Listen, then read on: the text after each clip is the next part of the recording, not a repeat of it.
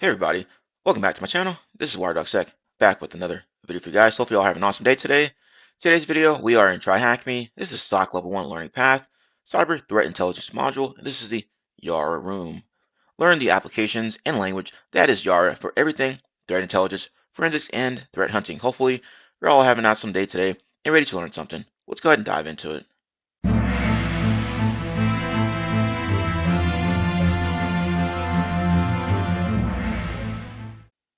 Task 1 Introduction. This room will expect you to understand basic Linux familiarity, such as installing software and commands for general navigation of the system. More so, this room isn't designed to test your knowledge or for point scoring. It is here to encourage you to follow along and experiment with what you have learned here. As always, I hope you take a few things away from this room, namely the wonder that Yara, yet another ridiculous acronym, is and its importance in InfoSec today. Yara was developed by Victor M. Alvarez and at VirusTotal. Check the GitHub repo here, so check that out. Let's get started. Task number 2, what is Yara? All about Yara, the pattern matching Swiss knife for malware researchers and everyone else, VirusTotal 2020. With such a fitting quote, Yara can identify information based on both binary and textual patterns, such as hexadecimal and strings contained within a file. Rules are used to label these patterns. For example, Yara rules are frequently written to determine if a file is malicious or not, based upon these features or patterns it represents. Strings are a fundamental component of programming languages. Applications use strings to store data such as text. For example, the code snippet below prints hello world in Python. The text hello world would be stored as a string, so print hello world inside double quotes, you can see there, so it's a string in Python. We could write a Yara rule to search for hello world in every program on our operating system if we would like. Why does malware use strings? Malware, just like our hello world application, uses strings to store textual data. Here are a few examples of the data that various malware store within strings. We got type, data, and description, ransomware. This data here, and then you got description, Bitcoin wallet for ransomware payments, botnet, looks like an IP address, the IP address of the command and control or C2 server, caveat, malware analysis, explaining the functionality of malware is vastly out of the scope of this room due to the sheer size of the topic. I have covered strings in much more detail in task 12 strings of my mal introductory room, so check it out if you are interested. In fact, I am creating a whole learning path for it. If you'd like to get a um, taster whilst learning the fundamentals, I recommend my room. Awesome. All right, question time. What is the name of the base 16 numbering system that Yara can detect? And would the text enter your name be a string and an application? Well, that's going to be yes. And I assume this one, you're going to have to do some digging on Yara. So let's check out the hint and see. Okay. And actually, yeah, it did say that hexadecimal, so that's going to be what we're looking for here. So let's go and plug that in there. And this one should be yay because it is a string, so it's in those double quotes. Right, it says text, so there we go. Task number 3, deploy. I should have started this earlier, but let's go ahead and start it up now. This room deploys an instance with the tools being showcased already installed for you. Press the start machine button and wait for an IP address to be displayed and connect in one of two ways. In browser, no VPN required. As you can see, it's loading up here. Deploy your own instance by pressing the green start button and scroll to the top of the room and wait the timer. The machine will start in a split view.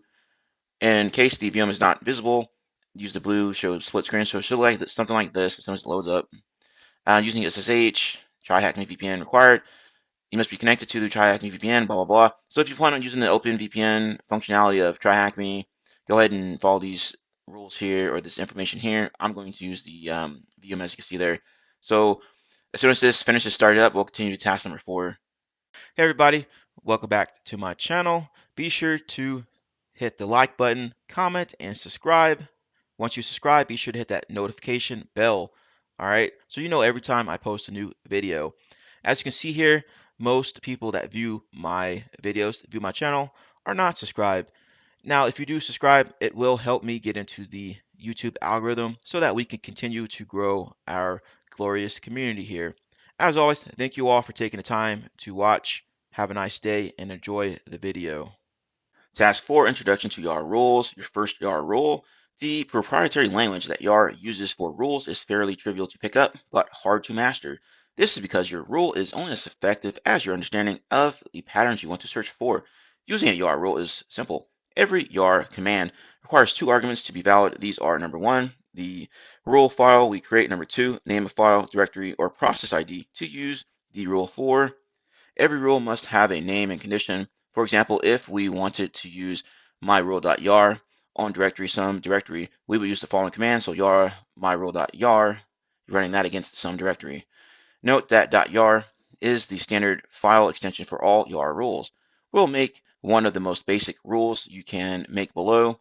Number one, make a file, name some file via touch some file. Number two, create a file and name it my first Yara or my first row.yar like below. So let's go ahead and do that. Go ahead and copy and paste this over if it lets me. Awesome. Okay. And then we'll copy and paste this as well. Here we go. Then there's both of our files right there. Okay, it says open the myfirstrule.yar using a text editor such as Nano and then put the snippet below and save the file. So let's go ahead and do that here. So we're going to get Nano and open up this here. And we're going to paste. There we go. Control X, and yes. Okay. And let's take a look here. So we already did that. The name of the rule in the snippet is example rule, where we have one condition. In this case, the condition is condition. Okay. As previously discussed, every rule requires both a name and a condition to be valid. This rule has satisfied those two requirements. Simply, the rule we have made checks to see if the file slash directory slash PID that we specify exists in condition true. If the file does exist, we are given the output of example rule. Let's give this a try on one of the file, on the file, some file that we made in step one. So let's go ahead and do that. Okay. And let's go ahead and just clear the screen here. Okay. Awesome. So there we go. If some file exists, Yara will say example rule because the pattern has been met, as we can see below, and we can see there. All right. If the file does not exist, Yara will output an error such as below. So if the ran against here and doesn't exist, and it says it right here, error scanning some file or some text file cannot open file. Okay, congrats, you made it first, or you made your first rule. Awesome. One rule too well, rule them all. All right. Test number 5, expanding on Yara rules. Yara conditions continued. Checking whether or not a file exists isn't all that helpful. After all, we can figure that out for ourselves using much better tools for the job. Yara has a few conditions, which I encourage you to read here at your own leisure, so definitely check that out if you want to learn more about Yara. However, I'll detail a few below and explain their purpose. So keywords, descending, meta, strings, conditions, and weight. So meta. This section of a Yara rule is reserved for descriptive information by the author of the rule. For example, you can use desk or I guess just for description, short for description, to summarize what your rule checks for. Anything within the section does not influence the rule itself, similar to commenting code. It is useful to summarizing your rule. Strings. Remember our discussion about strings in task 2? Well, here we go. You can use strings to search for specific text or hexadecimal in files or programs. For example, say we wanted to search a directory for all the files containing Hello World. We would create a rule such as the one below. So here's the rule, and strings Hello World is the variable, and it's equaling Hello World as a string. We define the keyword strings where the string that we want to search, i.e. hello world, is stored within the variable hello world or hello underscore world. Of course, we need a condition here to make the rule valid. In this example, to make the string the condition, we need to use the variable's name. In this case, $ hello underscore world. Okay, and it looks something like this here. Essentially, if any file has the string hello world, then the rule will match. However, this is literally saying that it will only match if hello world is found and it will not match if hello space world or hello with in all caps world. To solve this, the condition any of them allows multiple strings to be searched for, like below, so this is way more useful. All right, now any file with a string such as the following here, as we just discussed, it'll find this information here. Says we'll now trigger the rule conditions. We have already used the true in any of them condition. Much like regular programming, you can use operators such as the following here, less than or equal to, more than equal to, and not equal to. For example, the rule below would do the following. Okay, so we're taking a look here, and it says less than or equal to 10. The rule will now, number one, look for the hello world string. Only say the rule matches if there are less or equal to 10 occurrences of the hello world string. Combining keywords, moreover, you can use keywords such as and, not, or. To combine multiple conditions, say if you wanted to check if a file has a string and is of a certain size. In this example, the sample file we are checking is less than 10 kilobits and has hello world. You can use the rule like the one below. So you have searching on the string here, hello world, and also if it's less than 10 kilobits for the file size. So it's combining both of these here. The rule will only match if both conditions are true. To illustrate below, the rule we created in the case did not match because although the file has hello world, it has a file size larger than 10 kilobits. Since Yara failing to match the file, my text file, because it is larger than 10 kilobits per second. There we go, or 10 kilobits. However, the rule matched this time because the file has both hello world and a file size of less than 10 kilobits, so it matches here. Sounds pretty straightforward so far. Remembering that the text within the red box is the name of our rule, and the text within the green is the matched file. Anatomy of a Yara rule. So we can take a look here. It's pretty small, but we'll take a look at this just like this. But some useful information here, so you should definitely review that. Let's take a look. Information security researcher Frogger has recently created a handy cheat sheet that breaks down and visualizes the elements of Yara rule shown above. All image credits go to him. It's a great reference point for getting started. Awesome. So if you want to take a quick look at it in a bigger format, so it just loads up. Nice. Oh, you have to create an account. Okay. Well, let's go back. Um, Task number 6. We're going to talk about Yara modules. Integrating with other libraries, frameworks such as Cuckoo, Sandbox, or Python's PE module allow you to improve technicality of your Yara rules tenfold. Cuckoo Sandbox is an automated malware analysis environment. This module allows you to generate Yara rules based upon the behaviors discovered from Cuckoo Sandbox. As this environment executes malware, you can create rules on specific behaviors such as runtime strings and the like. That's pretty cool. Python PE module allows you to create your rules from the various sections and elements of the Windows portable executable PE structure. Explaining this structure is out of scope as it is covered in my malware introductory room, so check that out if you want to learn more. However, this structure is the standard formatting of all executables and DLL files on Windows, including the programming libraries that are used. Examining a PE file's contents is an essential technique in malware analysis. This is because behaviors such as cryptography or worming can be largely identified without reverse engineering or execution of the sample. Sounds pretty cool. It does. And task number 7, other Yara or other tools in Yara. So let's see what they're talking about here. Yara tools. Knowing how to create custom Yara rules is useful, but luckily you don't have to create many rules from scratch to begin using Yara to search for evil. There are plenty of GitHub resources and open source tools along with commercial products that can be utilized to leverage Yara in hunt operations and or incident response engagements. Now you have AI chatbots that you can help that can help with this Yara rule building and such.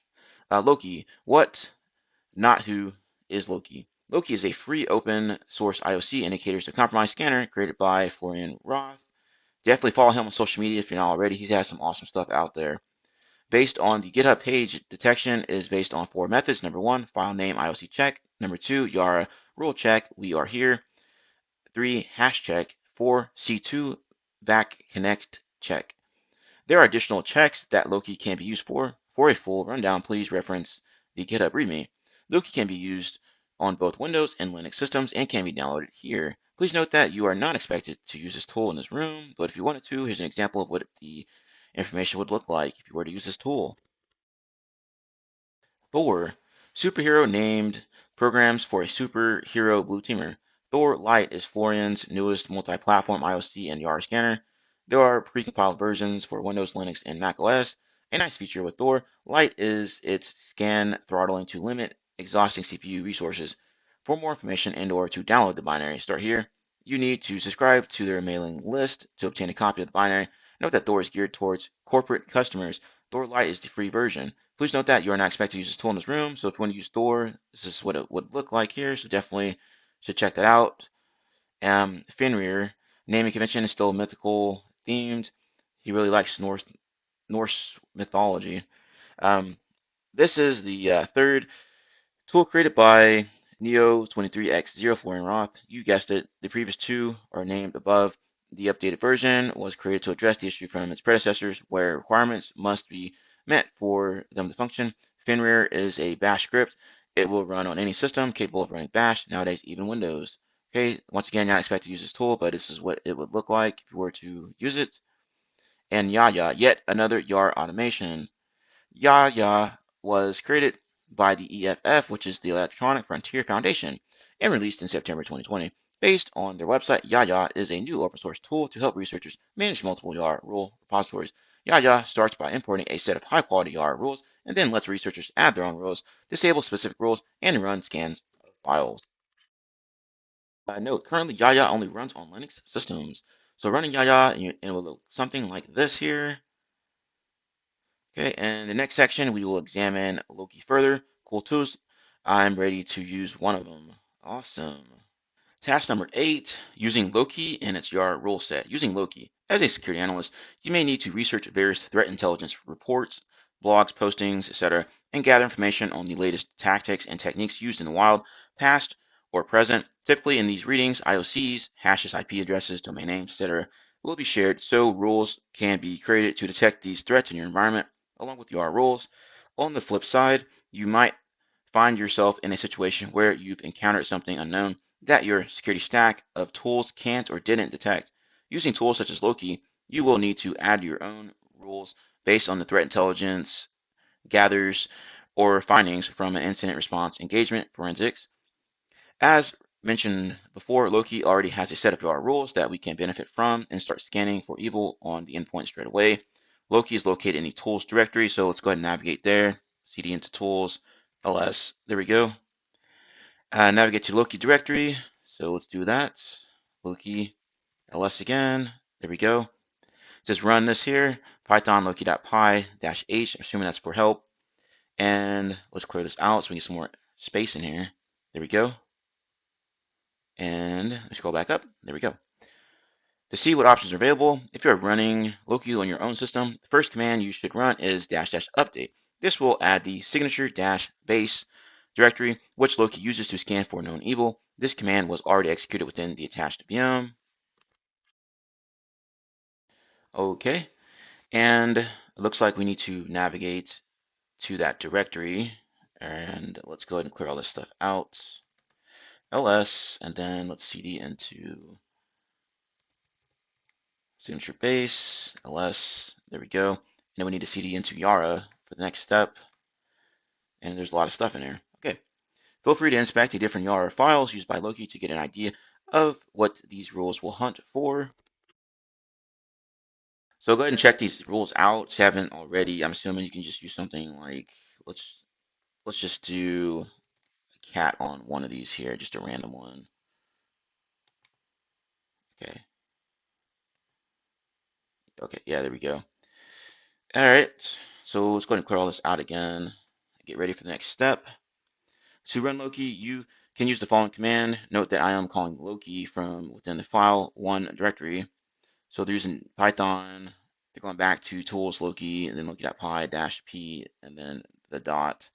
Scenario, you are the security analyst for a mid-size law firm. A coworker discovers suspicious files on a web server within your organization. These rules were discovered while performing updates to the corporate website.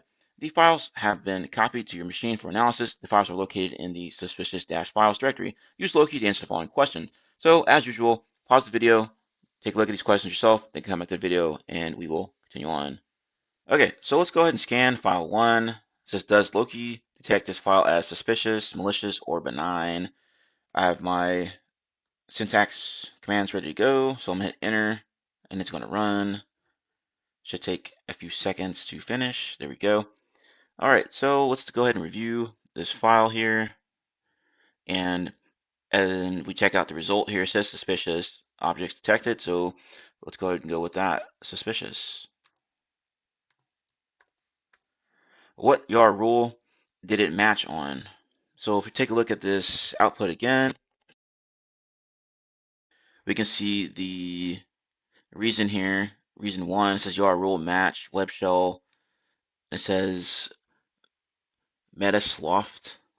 So let's go ahead and copy that. Okay. What does Loki classify the file as? And we can see that it says it's a web shell, so we'll put that in there as well. Based on the output, what string within the Yara rule did it match on? And we see that here it matches, so string 1 is what it looks like here. So str1. What is the name and version of this hack tool? And as you review this information, you can see that it would be under first bytes. Now you may have to go do some digging to figure out where to find this information, but it's under first bytes, and if we go all the way to the right side here, we can see that it's this here, this B374K 2.2 is what we are looking for here. So we can go ahead and copy this out. Okay, let me get rid of that. Oops, forgot the 2 at the end. There we go. Inspect the actual Yara file, that flag file 1. Within this rule, how many strings are there to flag this file? All right, we're going to circle back around because you have to go and look at the actual rule. Scan file 2. Does Loki detect this file as suspicious, malicious, benign? Inspect file 2. What is the name and version of this web shell? Well, it kind of gives it away. I mean, it calls it a web shell, right? But anyway, let's go ahead and run this against file 2. So let's go ahead and clear all this out. And we're just going to change that to 2. Let it run again.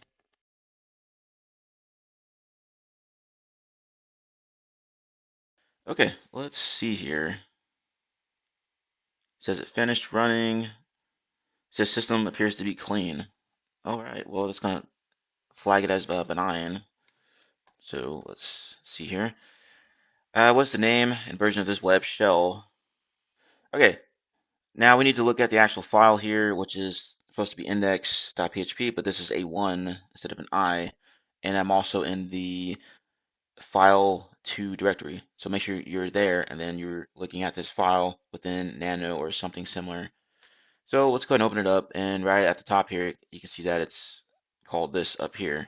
So we're going to go ahead and highlight and copy this information. All right, so that's done. Now we need to go take a look at this file here, the rule, and see how many strings are there to flag the file. So let's go ahead and do that. Circle back around to this, where it's talking about how many strings are there. You can look at it in the file itself inside of the machine, right? You just have to sift through all of this here, or you can do it the easy way, which is basically just Googling this particular rule, right? So once you Google it, you should come across this web page for GitHub, right? And then just Control F, search on that rule, and then you'll locate it down here. And you can see that in strings, there's only one string, so that should be the answer for that question. So there we go. Test number 9, creating Yara rules with yargen. Creating our rules with yargen. From the previous section, we realized that we have a file that Loki didn't flag on. At this point, we are unable to run Loki on other web servers because file 2 exists in it because if file 2 exists in any of the web servers, it will go undetected. We need to create a URL rule to detect this specific web shell in our environment. Typically, this is what is done in the case of an incident, which is an event that affects or impacts the organization in a negative fashion. We can manually open the file and attempt to sift through lines upon lines of code to find possible strings that can be used in our newly created URL rule. Let's check how many lines this particular file has. You can run the following, so strings, file name, pipe that into WC, which is word count, and then dash L is lines. So you can do something like this, and it should come back as 3580. So let me quit out of this, then clear all this stuff out of the way. All right, so we just do strings and word count, paste this over. There we go. If you try to go through each string line by line manually, you should quickly realize that this can be a daunting task. So there's a lot of information there. Luckily, we can use YARGen, yes, another tool created by Florian Roth, to aid us with this task.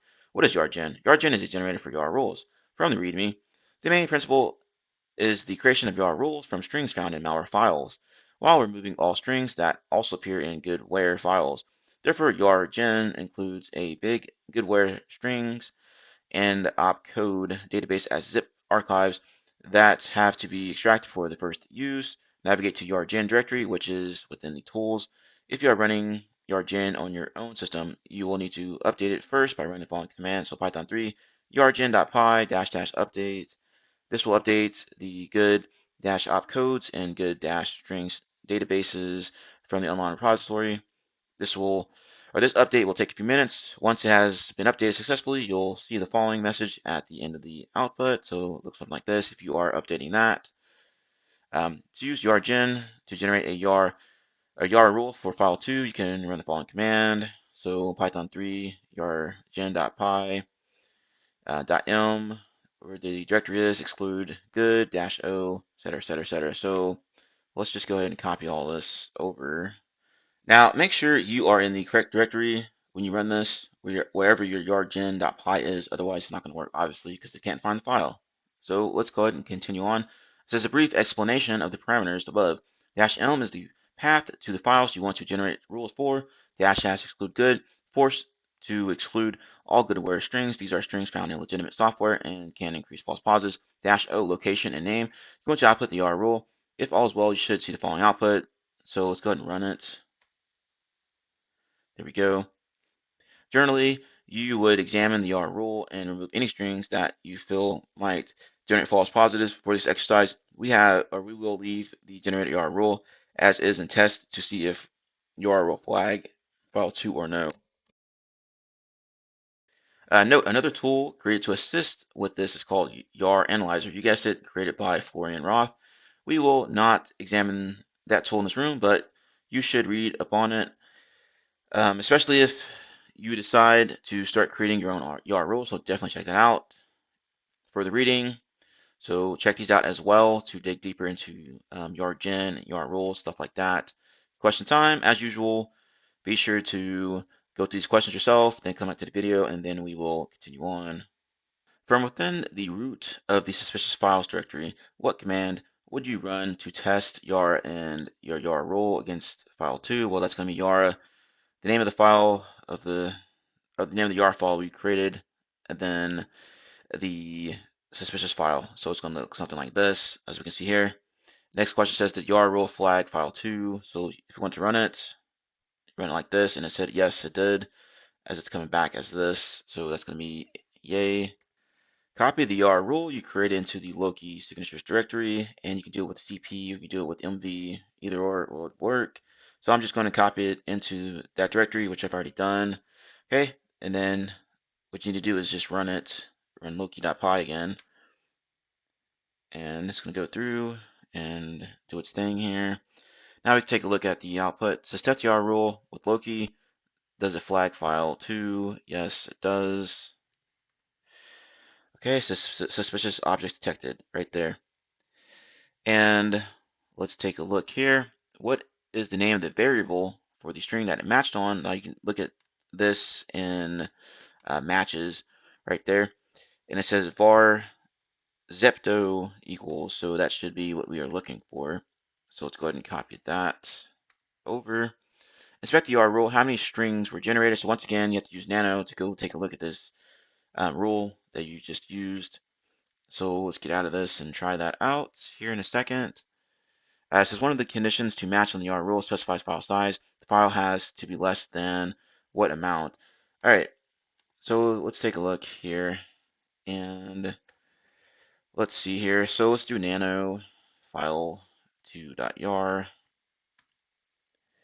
Okay, so we have to dig through here and to find these other answers. All right, so there's already some strings listed in this. And let's go down here. And it looks like 20 strings are in this, so it should be 20 for that. And then now we need to find the conditions that matches on file size. And there we have it, file size less than 700 kilobits. So that should be our answer here. So 700 KB. Okay, there we go. Task number 10 here, Valhalla. Says Valhalla is an online Yara feed created and hosted by Nextron Systems, Florian Roth.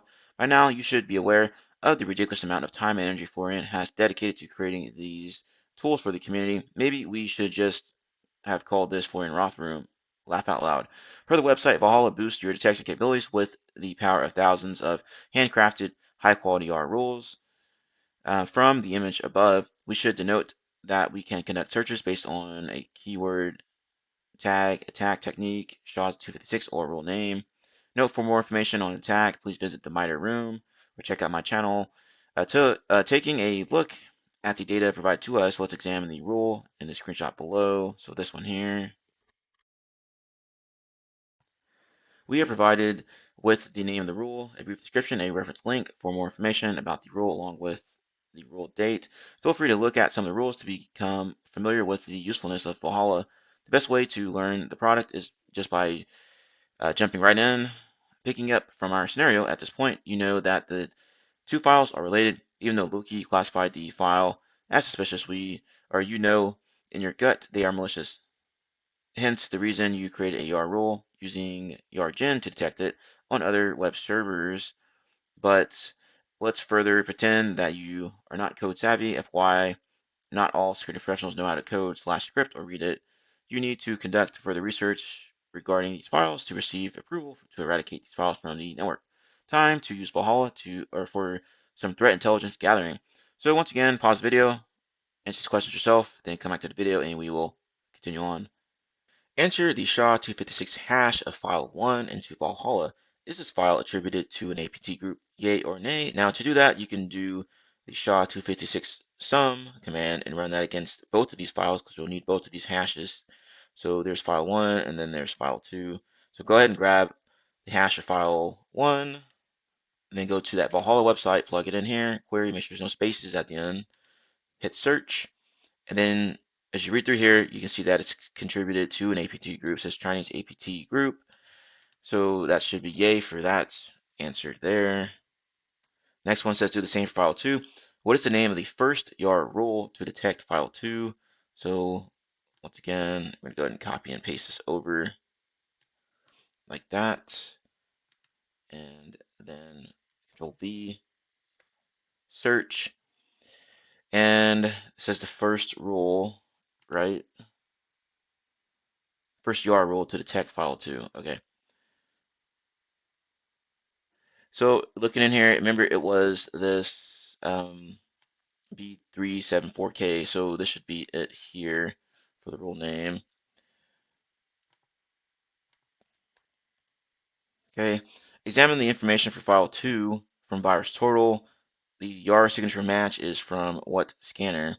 All right, so let's go ahead and grab it again. Go over to VirusTotal, Control V it, and it didn't copy. So we'll just grab it from here. Control C and then Control V. All right. There we go. So you take a look around in here. There's all kinds of information. And you can take a look at different sections, details. You can take a look at relations, behavior, community. Usually has some good stuff in here. So Yara rule match, Thor APT scanner, Thor APT scanner, Thor APT scanner. So that looks like what we are looking for. Let's go ahead and copy that information, paste it in here. Says enter the SHA-256 hash file 2 into VirusTotal. Did every AV detect this as malicious? Well, if we go back and take a look there, well, you can see right away that it didn't. So 37 out of 63. But you can also just take a look at the detection section here and go through here, undetected, undetected, etc., etc. So that's going to be a nay. Okay. And besides .php, what other extensions is recorded for this file? So once again, VirusTotal. You look around in here, you can look at details here. And it says basic properties. So if we scroll down inside of here, maybe there's something useful that it can see. Well, there's .exe right there, HTML, some other stuff in here. Okay, so let's see. All right, I'm assuming they mean it's supposed to be this .exe. So let's go ahead and plug that in there. Exe. Let's see. Okay, let's see what the hint said. Extensions from the submissions. Where? Okay. Well, I mean, it has XE and it's got a bunch of other stuff in there, so that's whatever. It's not very helpful. But anyway, it's XE. Yeah. All right. So what JavaScript library is used by file2? Okay. So I assume we need to go and search for that on GitHub or something like that. Next one says, is this Yara rule in the default Yara file Loki uses to detect these types of hack tools? So let's see if we can find these real quick. Okay, so JavaScript library. Now, if you go back over to Valhalla, you can click on this helpful link here for reference, right? So click on that, take you to that GitHub page I was talking about earlier. Now you can go on this one, you can hit Control F, you can do a .js, search on that, and you can see under requirements, Zepto.js is the answer for this one, or it's just Zepto. You can also just go into the code itself, so index.php, look around here, do the same thing, looking for .js files, and it says JavaScript and CSS files start, blah, blah, blah, Zepto underscore code. So Zepto should be what we are looking for here. All right, now let's go ahead and plug that in. Once again, if you get stuck, there's hints on here that can help you out. So let's go to the GitHub page and search inside the .index.php file, which we just did. Is this Yara rule in the default Yara file Loki uses to detect these types of hack tools? Now, if you want to do that, you can look inside that directory, and an easy way to do that would be, so you can run ls on the directory of where the signatures are, so tools Loki signature dash base Yara, and piping that into grep, and we're grepping on this web shell underscore b37 4k underscore rule 1 as we found earlier, which is this here, right? And we know that it should be in that Loki scanner file or directory. But as you can see there, nothing came back up so for that. So it should be nay for this one. All right, task number 11, conclusion. You can also manually go to and try to figure it out yourself if you want to go through and just look at all those files in there. So if you want to just get rid of all of this here, do that, and there's a ton in there. As you can see, it's much simpler just to try to grep on the information. So there you go. All right, let's wrap up this video with task number 11, conclusion. In this room, we explored Yara, how to use Yara, and manually created basic Yara rules. We also explored various open source tools to hit the ground running that utilizes Yara rules to detect evil on endpoints. By going through the scenario, you should understand the need as a blue teamer to know how to create Yara rules effectively. If we rely on such tools, commercial products, even though not perfect, will have a much richer Yara rule set than an open source product. Both commercial and open source will allow you to add Yara rules to expand its capabilities further to detect threats. If it is not clear, the reason why file 2 was not detected is that the Yara rule was not in the Yara file used by Loki to detect the hack tool web shell, even though it's the hack tool has been around for years and has even been attributed to at least one nation state, which is the APT group we were talking about earlier or saw earlier. The R rule is present in the commercial variant of Loki, which is Thor. Okay, so that's the information you needed there. If you were confused from why we did not see that here, right? So that was a better explanation than what I said, that's for sure. Anyway, let's continue on. There's more that can be done with Yara and Yara roles. We encourage you to explore this tool further at your own leisure. So we are done. As with anything, if you are interested in learning more about a particular area covered in these rooms, I highly encourage you to go out and do some extra homework, extra leg work, and play around, get your hands dirty with these different tools out there, information, expand your knowledge base, okay? Expand your skill set. A lot of times these roles or these rooms are just like scratching the surface, and you should definitely dig deeper into these particular areas. But anyway, that's the end of this video. As always, thank you all for your continuous support. Thank you for watching my video. Be sure to like, comment, and subscribe with the notification bell if you are new here. Have a nice day, and I will see you later.